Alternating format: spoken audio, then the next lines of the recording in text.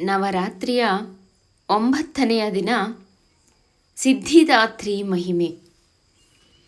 ದೇವಿ ನವರಾತ್ರಿಯ 9ನೆಯ ದಿನ ದುರ್ಗಾದೇವಿಯು ಮಾತಾ ಸಿದ್ಧಿದಾತ್ರಿಯಾಗಿ ಆವಿರ್ಭಾವವಾದದ್ದು. ಸರ್ವಮಂಗಲ ಮಾಂಗಲ್ಯೇ ಶಿವೆ ಸರ್ವಾರ್ಥ ಸಾಧಿಕೆ ಶರಣ್ಯೇ ತ್ರಯಂಬಕೆ ಗೌರಿ ನಾರಾಯಣೀ ನಮೋಸ್ತುತೆ. ಜಯ ನಾರಾಯಣೀ ನಮೋಸ್ತುತೆ. ದೇವಿ ನವರಾತ್ರಿ ಅತ್ಯಂತ ಮಂಗಳಕರವಾದಂಥ 9 ದಿನಗಳ ವೈಭವದ ತಾಯಿಯ ಸ್ಮರಣೆಯ ಹಬ್ಬ. ದುರ್ಗತಿ ನಾಶಿನಿ. ಆ ದುರ್ಗಾದೇವಿ 9 ನಾಮರೂಪಗಳಲ್ಲಿ ಕಂಗೊಳಿಸ್ತಕ್ಕಂಥ ಮಹತ್ತರವಾದ ಪವಿತ್ರ ದಿನಗಳು. ಪ್ರಥಮಂ ಶೈಲಪುತ್ರೀ ಚ ದ್ವಿತೀಯಂ ಬ್ರಹ್ಮಚಾರಿಣೀ ತೃತೀಯಂ ಚಂದ್ರಘಂಟೇತಿ ಕೂಷ್ಮಾಂಡೇತಿ ಚತುರ್ಥಕಂ ಪಂಚಮಂ ಸ್ಕಂದಮಾತೇತಿ ಷಷ್ಠಂ ಕಾತ್ಯಾಯನೀತಿ ಚ ಸಪ್ತಮಂ ಕಾಲರಾತ್ರಿಶ್ಚ ಮಹಾಗೌರೀತಿ ಚಾಷ್ಟಮಂ ನವಮಂ ಸಿದ್ಧಿದಾತ್ರಿ ಚ ನವದುರ್ಗಾ ಪ್ರಕೀರ್ತಿತಾಃ ಉಕ್ತಾನ್ಯೇತಾನಿ ನಾಮಾನಿ ಬ್ರಹ್ಮಣೈವ ಮಹಾತ್ಮನಾ. ಹೀಗೆ 9 ರೂಪಗಳಲ್ಲಿ 9 ನಾಮಗಳಲ್ಲಿ ಬಂದಂಥ ದುರ್ಗೆ ಇವತ್ತು 9ನೆಯ ದಿನ ಮಹಾನವಮಿಯಂದು ಸಿದ್ಧಿದಾತ್ರಿಯಾಗಿ ಬರ್ತಕ್ಕಂಥದ್ದು. ಸಿದ್ಧಿದಾತ್ರಿಯಾಗಿ ನಮಗೆಲ್ಲ ದರ್ಶನ ಭಾಗ್ಯವನ್ನು ಮತ್ತು ಆಶೀರ್ವಾದವನ್ನು ತನ್ನ ಕೃಪೆಯನ್ನು ಹರಿಸ್ತಕ್ಕಂಥ ದಿನ. ದುರ್ಗಾದೇವಿ ಈ ಮಹಾನವಮಿಯಂದೇ ರಾಕ್ಷಸ ಮಹಿಷಾಸುರನನ್ನು ಕೊಂದಳು ಎನ್ನುವಂಥ ಪ್ರತೀತಿ ಇದೆ. ಆದ್ದರಿಂದ ದುರ್ಗೆಯನ್ನು ಮಹಿಷಾಸುರ ಮರ್ದಿನಿ ಅಂತ ಕರೀತಾರೆ. ಸಿದ್ಧಿದಾತ್ರಿ ದೇವಿ ತನ್ನ 2 ಕೈಗಳಲ್ಲಿ ಗದಾ ಮತ್ತು ಚಕ್ರವನ್ನು ಹೊಂದಿದ್ದಾಳೆ. ಇನ್ನೆರಡು ಕೈಯಲ್ಲಿ ಕಮಲ ಮತ್ತು ಶಂಖುವನ್ನು ಹಿಡಿದು ಕಮಲದ ಹೂವಿನ ಮೇಲೆ ಕುಳಿತುಕೊಂಡು ಬರ್ತಾ ಇದ್ದಾಳೆ. ಮಾ ಸಿದ್ಧಿದಾತ್ರಿ ಎಲ್ಲ ಸಿದ್ಧಿಗಳ ಮೂಲವಾಗಿದ್ದು 8 ಅಷ್ಟಸಿದ್ಧಿಗಳನ್ನು ಹೊಂದಿದ್ದಾಳೆ. ವಿಶೇಷವಾಗಿ ಈ ಸಿದ್ಧಿದಾತ್ರಿಯ ಪೂಜೆ ಸ್ಮರಣೆ ಅತ್ಯಂತ ಅಮೋಘವಾದದ್ದು. ದೇವಿಯ ಆರಾಧನೆ ನಮ್ಮ ಸಹಸ್ರಾರ ಚಕ್ರವನ್ನು ಪ್ರಚೋದಿಸುತ್ತೆ. ಈ ಸಹಸ್ರಾರವನ್ನು ಕಿರೀಟ ಚಕ್ರ ಅಂತಲೂ ಕರೀತಾರೆ. ಸಿದ್ಧಿ ಅಂದರೆ ಅಲೌಕಿಕ ಶಕ್ತಿ ಅಥವಾ ಸೃಷ್ಟಿಯ ಹಾಗೂ ಅಸ್ತಿತ್ವದ ಅಂತಿಮ ಮೂಲದ ಅರ್ಥ. ಇದನ್ನು ಸಾಧಿಸುವಂಥ ಸಾಮರ್ಥ್ಯ ಅಂದರೆ ಧಾತ್ರಿ. ಧಾತ್ರಿ ಅಂದರೆ ಕೊಡ್ತಕ್ಕಂಥವಳು, ಅಂದರೆ ಆ ಅಲೌಕಿಕ ಶಕ್ತಿಯನ್ನು ಕೊಡುವಂಥವಳು ಸಿದ್ಧಿದಾತ್ರಿ. ಸಿದ್ಧಿದಾತ್ರಿ ಪೂಜೆಯಿಂದ ನಿಜವಾದಂಥ ಅಸ್ತಿತ್ವದ ಅರಿವನ್ನು ಪಡೆಯೋಕೆ ಪ್ರಾರಂಭವಾಗುತ್ತೆ. ನಮ್ಮ ಅರಿವನ್ನು ಪಡೆಯೋಕೆ ಬೇಕಾದಂಥ ಶಕ್ತಿಯೂ ಪ್ರಾಪ್ತಿಯಾಗುತ್ತೆ. ಈ ತಾಯಿಯ ಆರಾಧನೆ ನಮ್ಮ ಮನಸ್ಸಿನಲ್ಲಿರ್ತಕ್ಕಂಥ ಅಜ್ಞಾನವನ್ನು ತೆಗೆದು ಜ್ಞಾನವನ್ನು ಪಡೆಯೋಕೆ ಸಹಾಯ ಆಗುತ್ತೆ.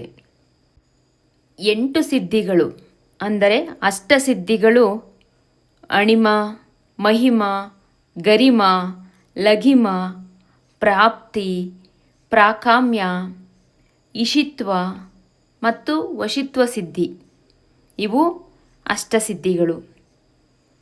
ಇವೆಲ್ಲವೂ ಕೂಡ ನವದುರ್ಗೆಯರಲ್ಲಿ ತಾಯಿ ಸಿದ್ಧಿದಾತ್ರಿ ಈ ಎಲ್ಲ ಅದ್ಭುತ ಅಂಶಗಳನ್ನು ಹೊಂದಿದ್ದಾಳೆ. ಪುರಾಣದ ಮಹಿಮೆ ಪ್ರಕಾರ ತಾಯಿ ಸಿದ್ಧಿದಾತ್ರಿಯಿಂದಲೇ ಶಿವ ಆಶೀರ್ವಾದ ಪಡೆದ ಅಂತ ಇದೆ. ಆ 8 ಸಿದ್ಧಿಗಳನ್ನು ಅಷ್ಟಸಿದ್ಧಿಗಳನ್ನು ಪಡೆದ ಅಂತ ಹೇಳ್ತಾರೆ. ಬ್ರಹ್ಮಾಂಡದ ಸೃಷ್ಟಿಯ ವೇಳೆ ಶಿವ ಆದಿಪರಾಶಕ್ತಿಯನ್ನು ಆರಾಧಿಸುತ್ತಾನೆ. ಎಷ್ಟೇ ಆರಾಧಿಸಿದರೂ ಶಕ್ತಿ ದೇವತೆ ಪ್ರತ್ಯಕ್ಷ ಆಗಲಿಲ್ಲ.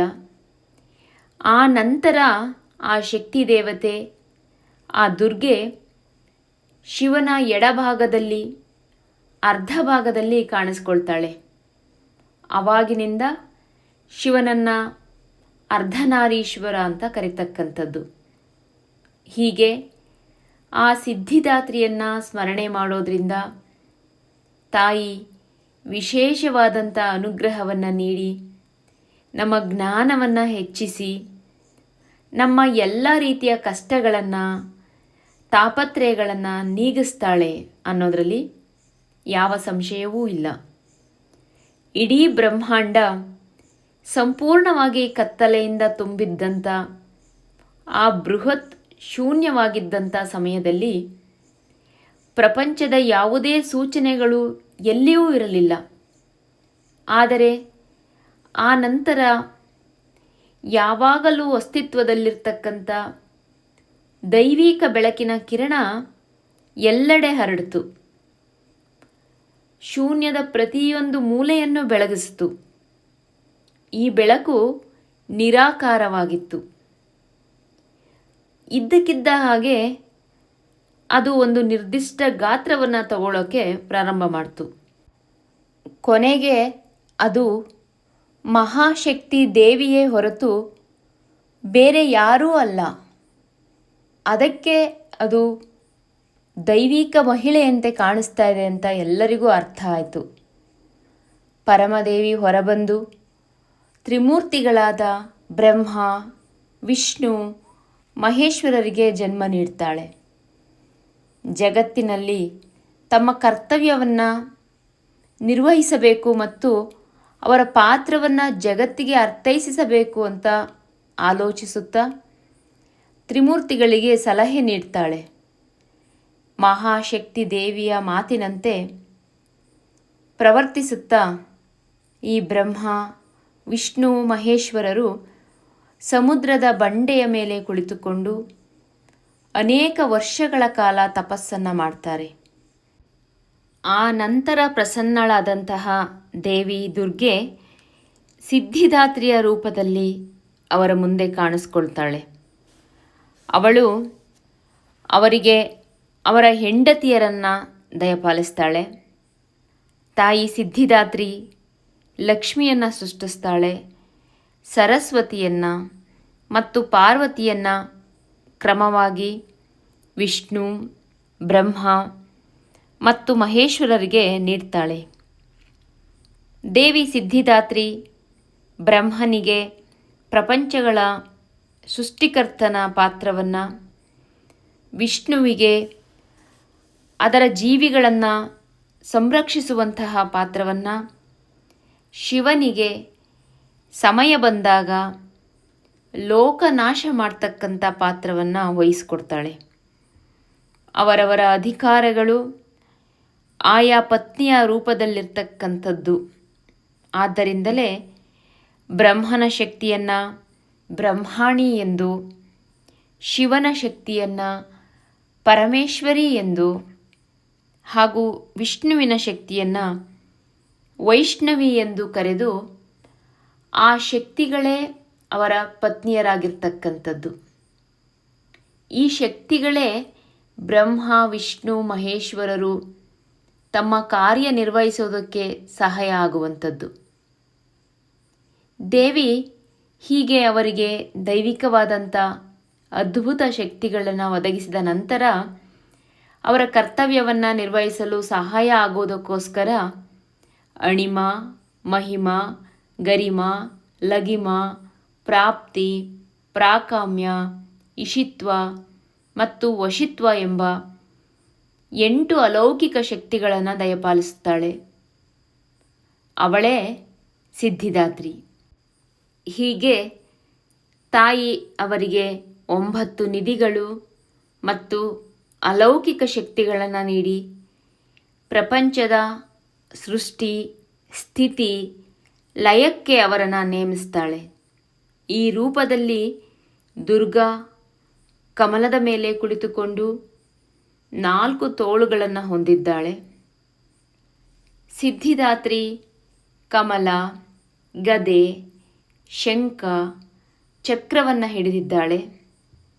ಈ ರೂಪದಲ್ಲಿ ದುರ್ಗಾ ಅಜ್ಞಾನವನ್ನು ತೊಡೆದು ಹಾಕುತ್ತಾ ನಿಜ ಜ್ಞಾನವನ್ನು ನೀಡ್ತಾಳೆ. ಹಾಗಾಗಿ ಪವಿತ್ರವಾದಂಥ ಈ ದಿನ ಸಿದ್ಧಿದಾತ್ರಿಯ ಸ್ಮರಣೆಯನ್ನು ಮಾಡುತ್ತಾ ಸರ್ವಮಂಗಲ ಮಾಂಗಲ್ಯೇ ಶಿವೆ ಸರ್ವಾರ್ಥ ಸಾಧಿಕೆ ಶರಣ್ಯೇ ತ್ರಯಂಬಕೆ ಗೌರಿ ನಾರಾಯಣೀ ನಮೋಸ್ತುತೇ ಎಂದು ಪಠಿಸುತ್ತಾ ವಿಶೇಷವಾಗಿ ಲಲಿತಾ ಸಹಸ್ರನಾಮ ಪಾರಾಯಣ, ಕುಂಕುಮಾರ್ಚನೆಯನ್ನು ಮಾಡುತ್ತಾ ಆ ದೇವಿಯನ್ನು ಭಕ್ತಿಯಿಂದ ಸ್ಮರಣೆ ಮಾಡಿ ಯಾ ದೇವಿ ಸರ್ವಭೂತೇಷು ಸಿದ್ಧಿದಾತ್ರಿರೂಪೇಣ ಸಂಸ್ಥಿತಾ ನಮಸ್ತಸ್ಯೈ ನಮಸ್ತಸ್ಯೈ ನಮಸ್ತಸ್ಯೈ ನಮೋ ನಮಃ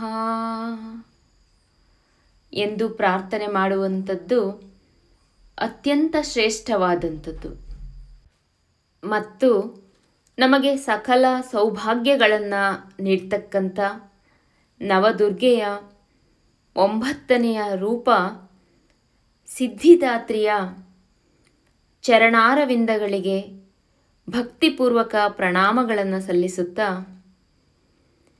ಸಿದ್ಧಿದಾತ್ರಿ ದೇವಿ ನಿನಗೆ ಶರಣು ಶರಣು, ಸಿದ್ಧಿದಾತ್ರಿ ದೇವಿ ನಿನಗೆ ಶರಣು ಶರಣು, ಸಿದ್ಧಿದಾತ್ರಿ ದೇವಿ ನಿನಗೆ ಶರಣು ಶರಣು.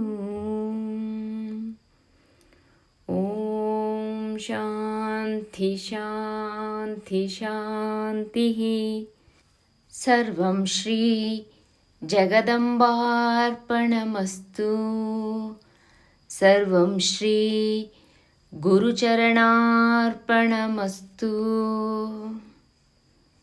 ಇಲ್ಲಿಗೆ ನವರಾತ್ರಿಯ 9ನೆಯ ದಿನದ ಸ್ವರೂಪ ಸಿದ್ಧಿದಾತ್ರಿಯ ಮಹಿಮೆ ಸಂಪನ್ನವಾಗುತ್ತೆ.